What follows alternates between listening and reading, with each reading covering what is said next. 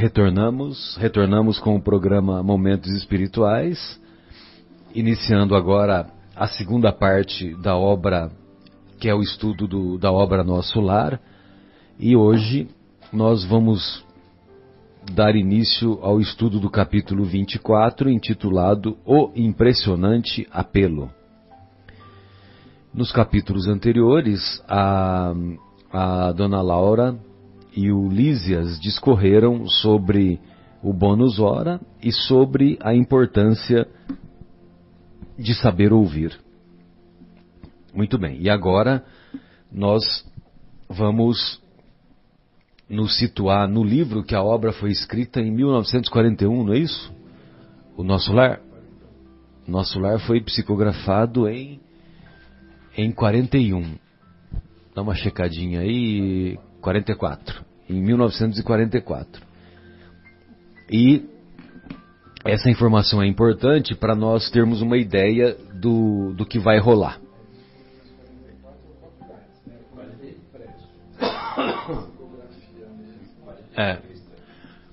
Tudo bem. Foi 43 ou 44. Não tem problema. Muito bem. Aí o André Luiz diz assim, no prefácio tá identificado como 43.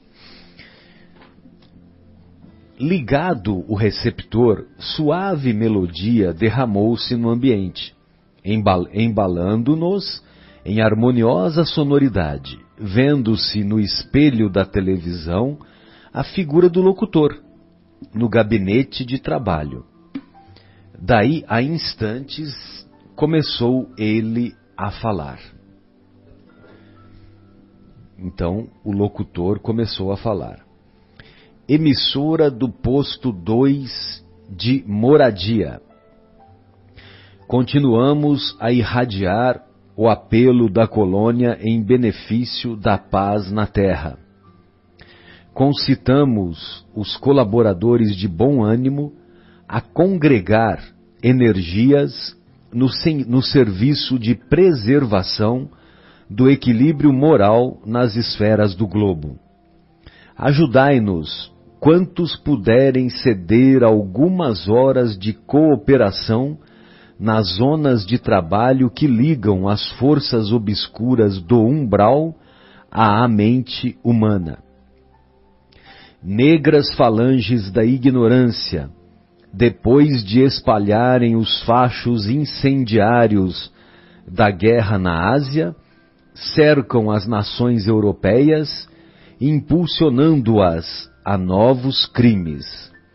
Nosso núcleo, junto aos demais que se consagram ao trabalho de higiene espiritual nos círculos mais próximos da crosta, denuncia esses movimentos dos poderes concentrados do mal, pedindo concurso fraterno e auxílio possível. Lembrai-vos de que a paz necessita de trabalhadores de defesa. Então é um apelo que o locutor, que é do posto 2 de um local identificado como Moradia, e eles estão preocupados porque eles estão identificando que falanges de espíritos ignorantes estavam disseminando o ódio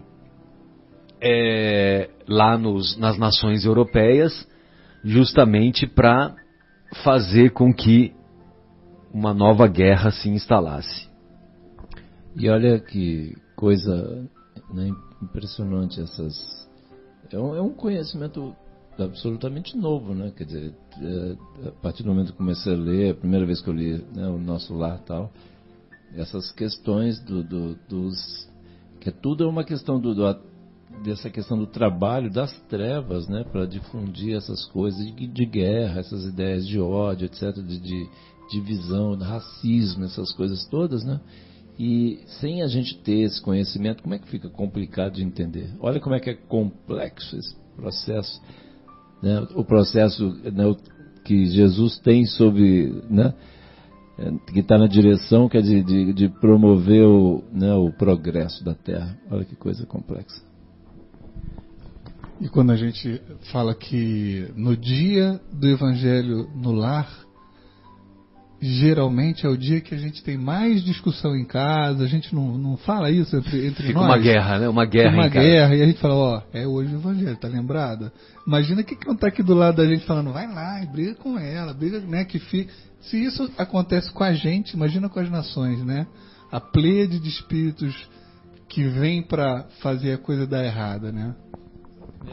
Os irmãos nossos ainda não entenderam que o caminho não é por aí, né? Mas, e tem, inclusive também tem outros livros, né, do André Luiz, ele deixa bem claro, mesmo assim,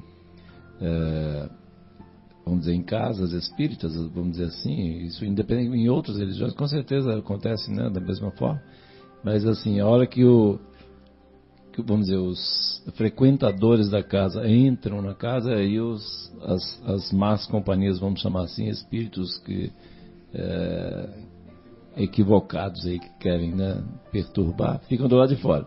Mas assim que eles saem, uns se abraçam aos outros e continuam da mesma forma, né?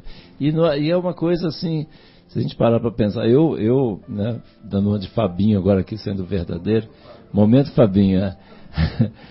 Aí às vezes eu saía, lá eu morava em São Paulo, aí saía do centro espírita, aí indo para casa, às vezes com criança, porque aí virava aquela confusão no carro, já chegava e brigava em casa e tal, e depois pensava, falava assim, nossa, isso porque a gente foi rezar e trabalhou, olha como é que a gente chega, né? Como é que a gente é frágil, né, Marcelo? Exatamente. A nossa estabilidade é muito instável. Exato, devemos nos esforçar para diminuirmos as imperfeições. Inclusive tem uma passagem, né, uma casa espírita em Itatiba que eu trabalho também, e um dos mentores da casa, ele sempre comenta com a gente, ele fala, vocês não têm ideia da quantidade de tentativas de influência que vocês recebem pelos irmãos desencarnados.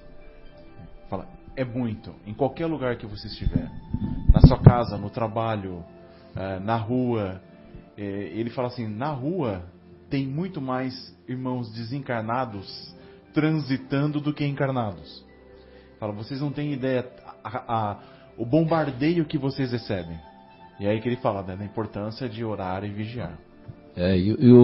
Os livros de André Luiz, assim, para os queridos leitores, aliás, ouvintes que não tiveram ainda oportunidade, a gente sempre sugere que leiam, porque o André Luiz, ele fala claramente, né, tudo isso, essa questão, né, da quantidade de espíritos desencarnados que convivem conosco. E assim, é meio assustador. No início, né, quando eu fiquei sabendo disso, eu confesso que eu fiquei extremamente assustado. Eu falei, não é possível esse negócio. Agora, depois de alguns anos ouvindo essas coisas, lendo o André Luiz, né, até repetindo a leitura do André Luiz, mas aí a gente até acostuma com a ideia, mas no início é meio assustador. Mas assim, o André Luiz é muito educativo nesse aspecto, né? Sem dúvida. É muito impressionante, sugestão para todo mundo ler bastante, André Luiz. Colaborai conosco, continua o locutor, na medida de vossas forças. Há serviço para todos, desde os campos da crosta às nossas portas. Que o Senhor nos abençoe. Interrompeu-se a voz, ouvindo-se divina música novamente. A inflexão do estranho convite abalara-me as fibras mais íntimas. Veio Lísias em meu socorro explicando. Estamos ouvindo Moradia, velha colônia de serviços, muito ligada às zonas inferiores. Como sabe, estamos em agosto de 1939. A Segunda Guerra Mundial começou em 1º de setembro de 39. Então, quer dizer, estava nas vésperas mesmo. Seus últimos sofrimentos pessoais não lhe deram tempo para ponderar sobre a angustiosa situação do mundo, mas posso afiançar que as nações do planeta se encontram na iminência de tremendas batalhas. Que diz, indaguei aterrado, pois não bastou o sangue da última grande guerra? Lísia sorriu fixando em mim os olhos brilhantes e profundos, como a lastimar em silêncio a gravidade da hora humana. Pela primeira vez o enfermeiro amigo não me respondeu. Seu mutismo constrangera-me. Então você viu que ele ficou em silêncio porque ele sabia que o momento era grave. Assombrava-me, sobretudo, a imensidade dos serviços espirituais nos planos de vida nova a que me recolhera, pois havia cidades de espíritos generosos suplicando socorro e cooperação. Apresentara-se a voz do locutor com entonação de verdadeiro SOS. SOS é um pedido de socorro. É uma sigla internacional, para quem não sabe. Vira-lhe a fisionomia abatida no espelho da televisão. Demonstrava ansiedade profunda nos olhos inquietos. E a linguagem? Ouvira-lhe nitidamente o idioma português, claro e correto. Julgava que todas as colônias espirituais se intercomunicassem pelas vibrações do pensamento. Havia ainda ali tão grande dificuldade no capítulo do intercâmbio? Identificando-me as perplexidades, Lísias esclareceu. Então ele viu que o cara estava falando em português e ele queria a opinião do Lísias porque ele achava que a comunicação seria pelo pensamento, né? Pelas vibrações do pensamento. Aí o Lísias esclarece. Estamos ainda muito longe das regiões ideais da mente pura. Muito longe das regiões ideais da mente pura. Qual o capítulo que nós estudamos hoje? Capítulo 8º, que é Bem-aventurados os puros de coração. Tal como na terra, os que se afinam perfeitamente entre si podem permutar pensamentos sem as barreiras idiomáticas. Mas, de modo geral, não podemos prescindir da forma no lato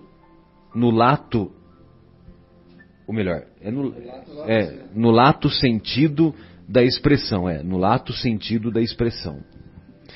Nosso campo de lutas é imensurável. A humanidade terrestre, constituída de milhões de seres, une-se à humanidade invisível do planeta, que integra muitos bilhões de criaturas. Não seria, portanto, possível atingir as zonas aperfeiçoadas logo após a morte do corpo físico. Os patrimônios nacionais e linguísticos remanescem ainda aqui, condicionados a fronteiras psíquicas. Nos mais diversos setores de nossa atividade espiritual, existe elevado número de espíritos libertos de todas as limitações, mas insta considerar que a regra é sofrer-se dessas restrições.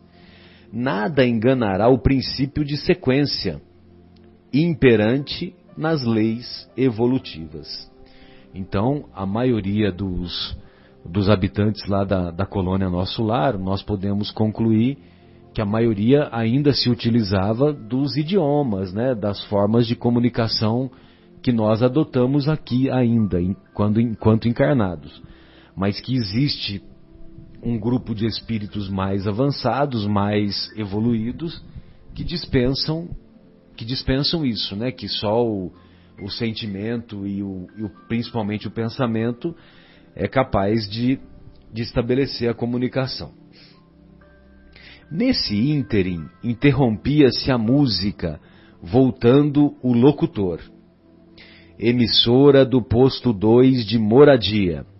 Continuamos a irradiar o apelo da colônia em benefício da paz na terra. Nevoeiros pesados amontoam-se ao longo dos céus da Europa. Forças tenebrosas do umbral penetram em todas as direções, respondendo ao apelo das tendências mesquinhas do homem. Há muitos benfeitores devotados lutando com sacrifícios em favor da concórdia internacional nos gabinetes políticos.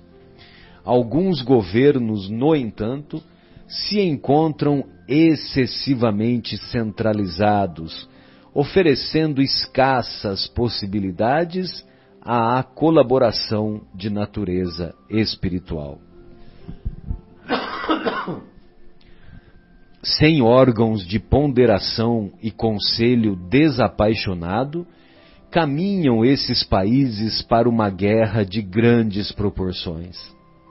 Ó irmãos muito amados dos núcleos superiores, auxiliemos a preservação da tranquilidade humana, defendamos os séculos de experiência de numerosas pátrias mães da civilização ocidental. Que o Senhor nos abençoe. Calou-se o locutor e voltaram as cariciosas melodias.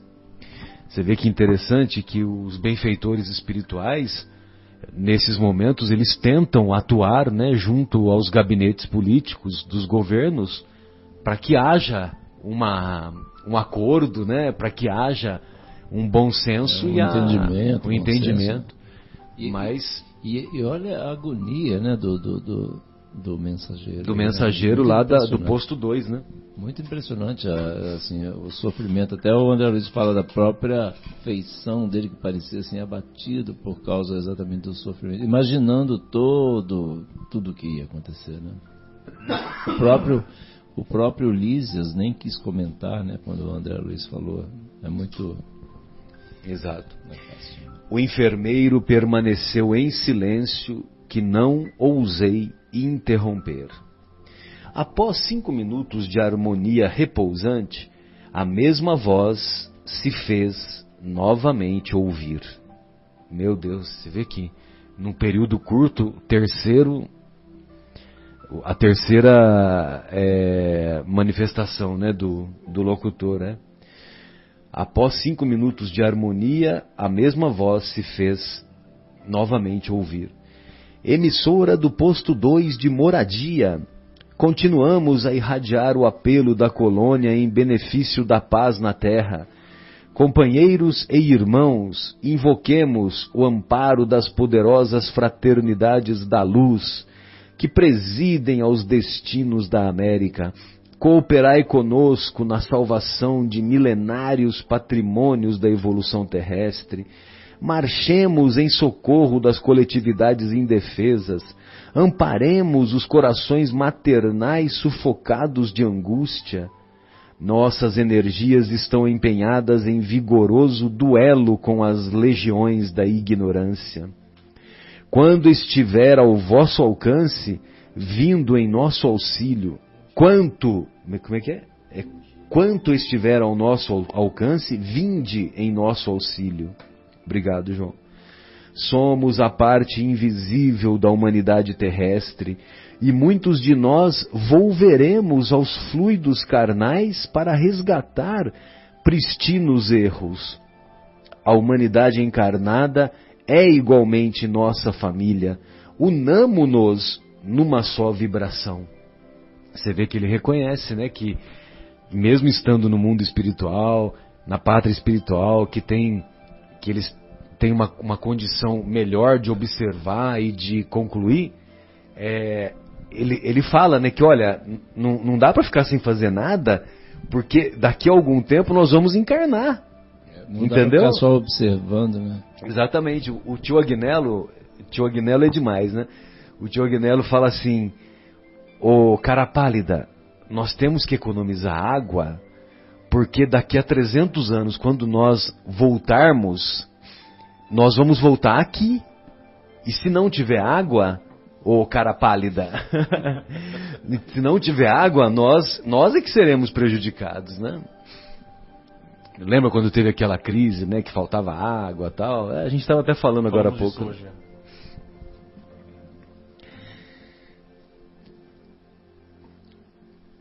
A humanidade encarnada é igualmente nossa família. Unamo-nos numa só vibração. Contra o assédio das trevas, acendamos a luz. Contra a guerra do mal, movimentemos a resistência do bem. Rios de sangue e lágrimas ameaçam os campos das comunidades europeias. Proclamemos a necessidade do trabalho construtivo. Dilatemos nossa fé. Que o Senhor nos abençoe. A essa altura, desligou Lísias o aparelho e viu enxugar discretamente uma lágrima que seus olhos não conseguiam conter. Num gesto expressivo, falou comovido.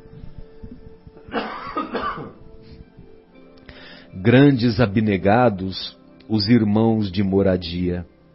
Tudo inútil, porém, acentuou, triste, depois de ligeira pausa. A humanidade terrestre pagará em dias próximos terríveis tributos de sofrimento. Não há, todavia, recurso para conjurar a tremenda catástrofe? Perguntei sensibilizado. Infelizmente, acrescentou Lísias em tom grave e doloroso, a situação geral é muito crítica. Para atender às solicitações de moradia e de outros núcleos que funcionam nas vizinhanças do umbral, reunimos aqui numerosas assembleias, mas o Ministério da União Divina esclareceu que a humanidade carnal, como personalidade coletiva, está nas condições do homem insaciável que devorou excesso de substâncias no banquete comum. A crise orgânica é inevitável. Nutriram-se várias nações de orgulho criminoso, vaidade e egoísmo feroz. Experimentam agora a necessidade de expelir os venenos letais. Demonstrando, entretanto, o propósito de não prosseguir no amarguroso assunto, Lísias convidou-me a recolher. Meu Deus, que situação angustiante. E olha só que interessante, só um minutinho, João, claro. Que ele diz que analisando a humanidade como uma personalidade única, muitos dos países envolvidos na Segunda Guerra, realmente, eles se julgavam melhores do que os outros, né? O orgulho exacerbado, vaidade, egoísmo feroz. Eles queriam, como é que se diz, né? O protagonismo individual deles. E a supremacia, aquela história toda. Pois não.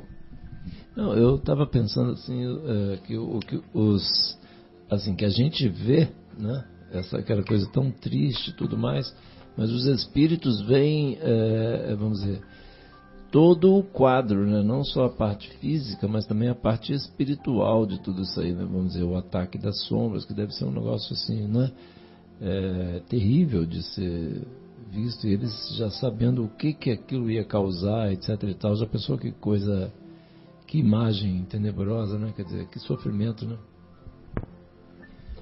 Afonso, gostaria de ouvi-lo. Você separou aí algumas informações que eu gostaria de que você conosco compartilhasse. Surpreso quando o Lísias revela a data, ele diz: você sabe, André, que nós estamos em 1939 e eles estavam assistindo a uma transmissão feita pela televisão no plano espiritual. E aí eu fiquei curioso de saber quando é que a televisão tinha entrado aqui no Brasil. E fui pesquisar na internet, e a data que eu encontrei foi que a televisão, a primeira emissora a transmitir um programa de televisão foi no Brasil em 1950, né? Que era a TV Tupi do Assis Chateaubriand, que tinha importado todo o equipamento, até que ele percebeu que precisava de televisores também para transmitir o que ele tinha montado. E nós só começamos a ter os primeiros aparelhos de TV com uma única emissora só no ano seguinte, em 1951, que se criou a TV no Rio, que eram as duas cidades mais importantes do Brasil desenvolvidas, né? Mas a televisão foi inventada, o processo da televisão, da transmissão, foi inventado por um engenheiro escocês em 1926. Mas só no ano de 1936 é que houve uma transmissão de um programa, se não me engano, pela BBC. E de fato a televisão só veio a se popularizar no planeta depois da Segunda Guerra Mundial. Antes disso não. Mas o Chico já psicografava o André Luiz, nos falando em 1939 de um recurso que era amplamente utilizado no plano espiritual, né? Que era a televisão. Ele chama até o espelho da TV, né? Ainda não existiam nem as expressões comuns, porque aqui no Brasil, quando foi impresso esse livro, foi em 44. 44 nem cheiro de televisão a gente não tinha aqui, era o rádio, olha lá. Então é interessante ver que o Chico era sempre muito fiel como instrumento de psicografia. Ele trazia informações que estavam à frente do tempo, né? E é interessante a gente notar um detalhe disso nesse capítulo aqui, no início dele. Esse capítulo angustiante, né? Muito bem. E nós nos recordamos sempre daquela história do que o Geraldinho nos conta, né? No Portal Saber, que ele dizia, quando ainda morava em Pedro Leopoldo, lembra disso, Guilherme? Ele percorria as ruas, né, lá da cidade de Pedro Leopoldo, uma cidade pequena, e era muito comum nos anos 30, muito comum nos anos 40, as pessoas se reunirem próxima do rádio e ouvirem as radionovelas, né? Você lembra disso? E aí o Chico falava assim: olha, essas novelas que vocês ouvem, logo, logo, vocês vão ver como se estivesse num cinema, tal, entendeu? Você vai ter imagem dessas pessoas conversando, né? Então você imagina o cara falar isso nos anos 30, né? Nos anos 40, que só depois, né, que veio a televisão. E também tem aquela passagem que é famosa, né? O Guilherme, a gente se contou alguns anos atrás, né? Que é aquele encontro que o Chico teve com o nosso querido Geraldinho. E aí, num determinado momento, ficou só ele e o Chico lá na sala, né? Isso já em Uberaba, anos 80, metade dos anos 80. Aí o Chico, num determinado momento, ele começou a estabelecer comunicação, né? Ficava com o olho virado para cima, uma coisa assim. Como é que é? Uma tela azul, né? E aí, e todo mundo respeitava aquele momento do Chico, porque sabia que ele estava em transe mediúnico, estava recebendo alguma informação. Aí quando o Chico retomou quando se encerrou essa comunicação mediúnica, o Chico vira-se para o Geraldinho e pergunta assim: Geraldinho, o que é multimídia? Você já ouviu essa história? Não? Já tinha ouvido? O que é multimídia? Então você imagina, né? Metade dos anos 80. Eu não sei o que é multimídia, né? Talvez pela palavra, talvez seja uma convergência de mídias, né? Não sei o que é. Muito bem.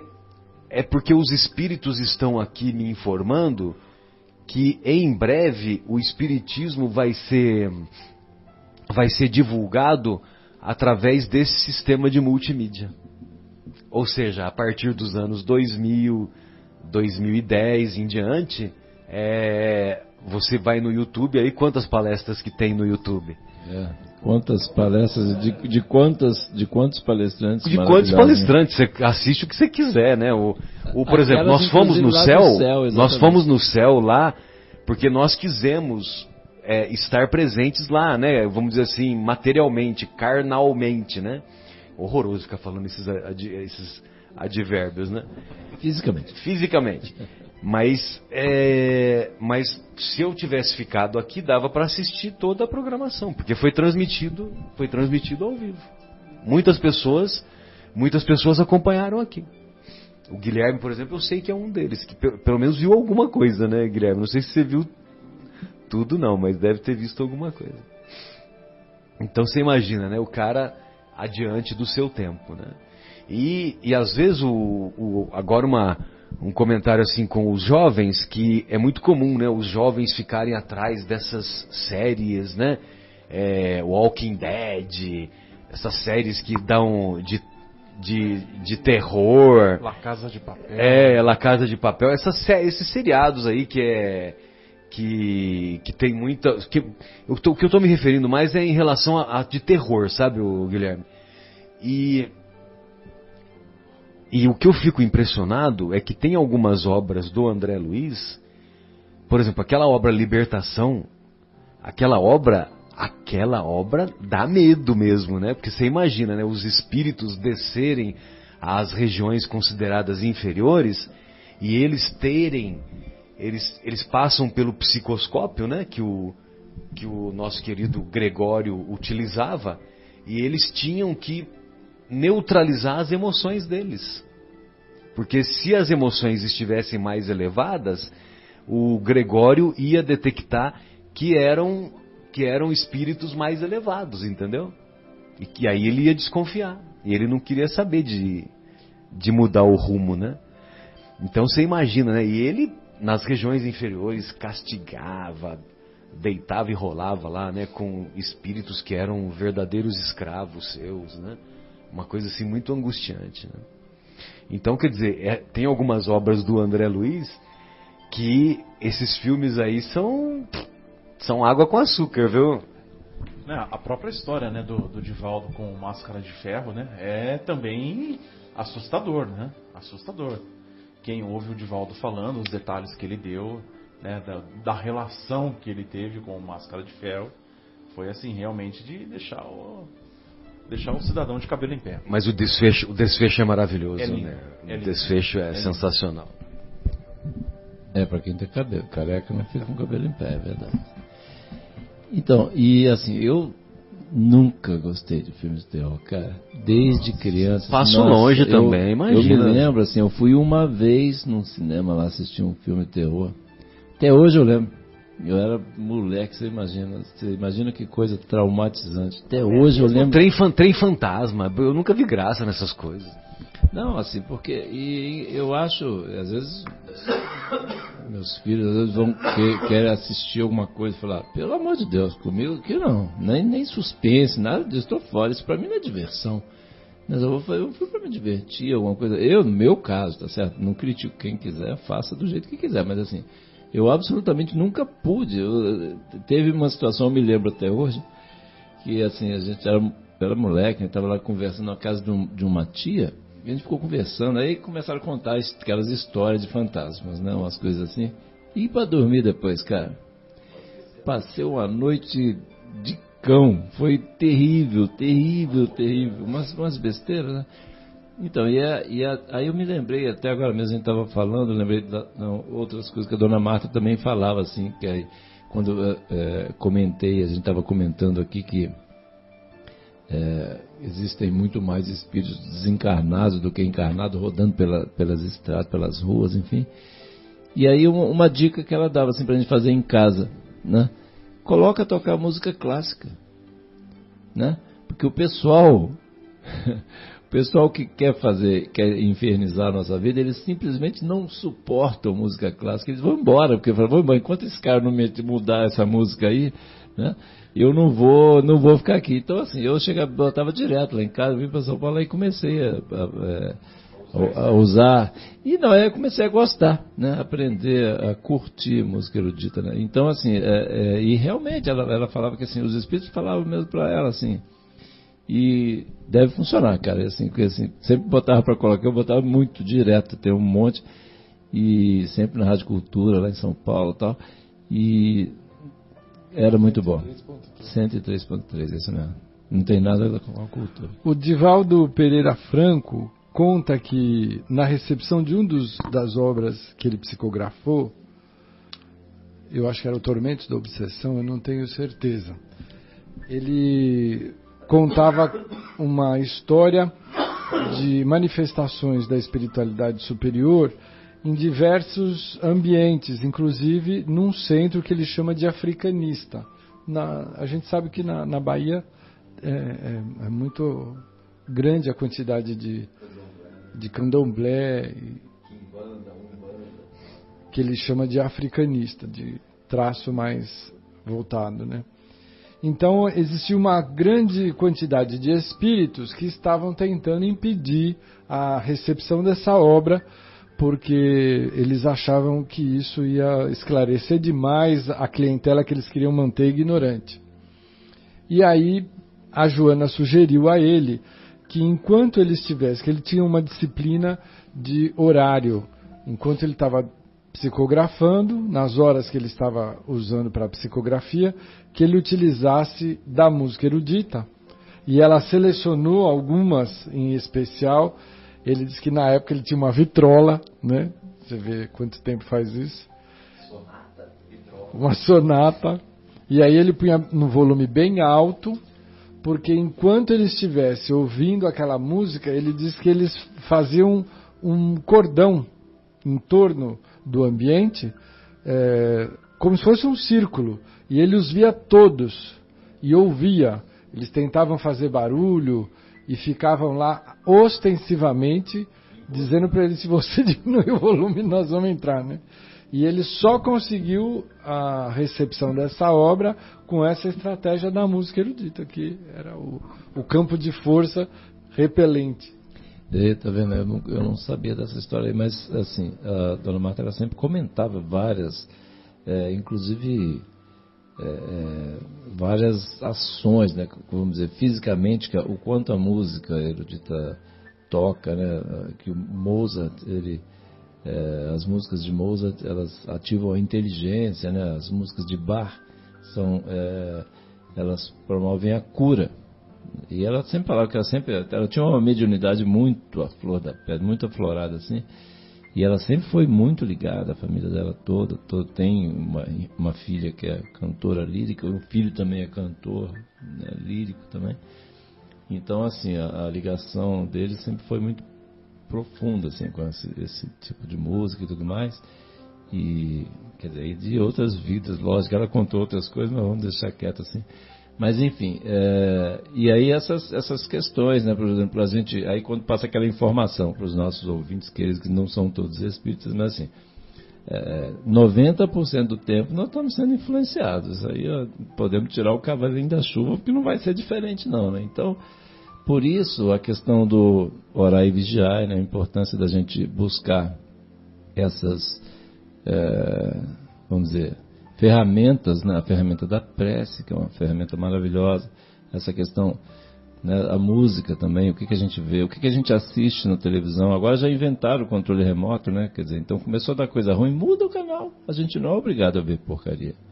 Aí até outra coisa que a dona Marta sempre falava assim também é o seguinte: você sintoniza com porcaria, você é porcaria. Não, assim, se você sintoniza com porcaria, você também está sendo porcaria. Né? Não, ela usava uma imagem mais forte até, Marcelo, que assim, fica mais fácil até pra gente entender, né? Assim, quando a gente vai comer, né, a gente não come coisa estragada. Você vai ter um prato de comida, tá ruim, tá estragado e tal, você não vai comer aquilo.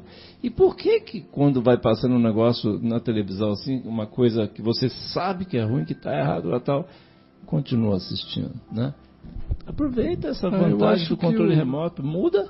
O problema da música ou da imagem, ela altera a sua condição vibratória. Sem né? dúvida. Porque quando você assiste programas que são violentos ou muito envolventes, licenciosos, você baixa a sua condição vibratória. Você entra naquele clima, né? E aí isso favorece a conexão com o desequilíbrio. Ao passo que a música, por exemplo, a música erudita, tonal, ela tem todo um apelo de harmonia, de equilíbrio. E ela nos dá a mesma condição de equilíbrio, né? E isso nos facilita. Não há quem ouça uma Ave Maria de Gounod, por exemplo, e não se emocione. Mesmo que a gente não entenda a letra da música, só de ouvir a melodia, ela te remete às regiões superiores. E as imagens são um complemento ainda mais forte. Mais né? forte, ainda menos forte. Não, e assim, aí depois, quer dizer, logicamente que existem vários tipos de várias músicas, também músicas populares de alto nível, coisa assim. Mas existem coisas muito ruins, né? A gente precisa filtrar essas coisas. Da mesma forma que a gente filtra uma coisa que a gente não vai comer coisa estragada, essa imagem que a nossa querida Dona Marta me falava lá, a gente também não deveria, né? Mas assim, nós temos o livre-arbítrio. Quer dizer, eu também não estamos aqui para ditar nem para impor nada, mas assim, é uma sugestão. E a gente escolhe, né? Escolhe o que vai comer, escolhe o que vai ouvir.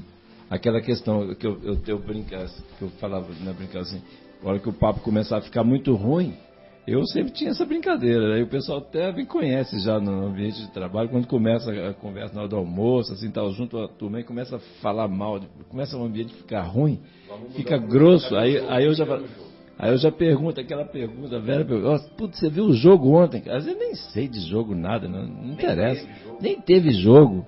Aí eu falo, pô, jogo de quem? Quem foi? Quem ganhou? Pronto, acabou a conversa, já era o suficiente. Te interrompi, você não...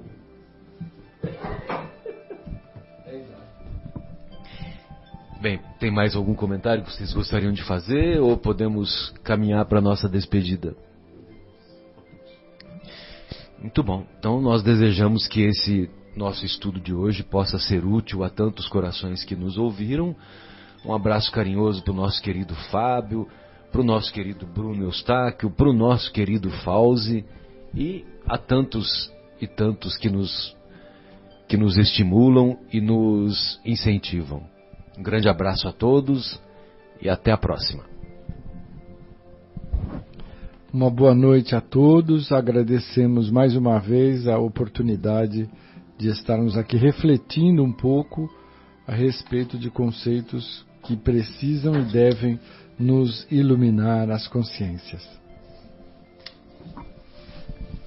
Boa noite a todos, foi também um prazer enorme.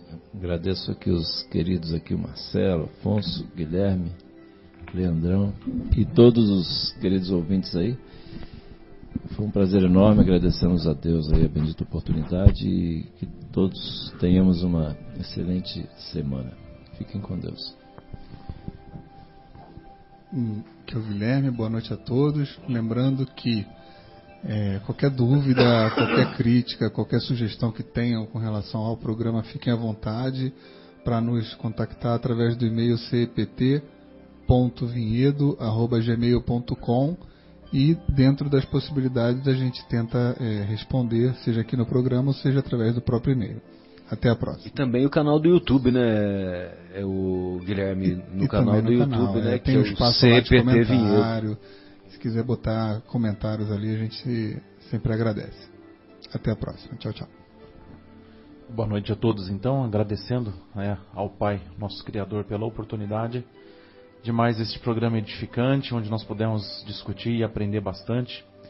E desejando a todos um excelente final de semana, uma semana vindoura que seja de muita alegria, de muita paz, de muitas conquistas para todos. Um grande abraço.